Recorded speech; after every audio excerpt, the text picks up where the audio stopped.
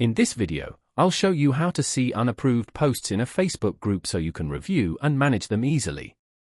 First, open the Facebook app on your phone and make sure you are logged in. Tap the menu icon in the corner of the screen, then tap Groups and select the group you manage or moderate. Once the group page opens, look near the top of the screen for the Admin Tools or Manage option and tap on it. This will open the Group Management panel where you can control different settings and activities.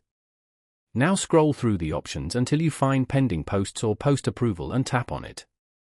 Here you will see all the posts submitted by members that are waiting for approval before they appear in the group. Tap on any post to review the content. You will have options to approve, decline, or sometimes delete the post depending on your permissions. If you approve the post, it will immediately become visible in the group for all members to see.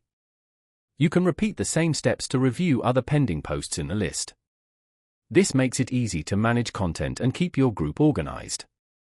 If you found this video helpful, make sure to like the video and subscribe to the channel for more simple tech tips and tutorials.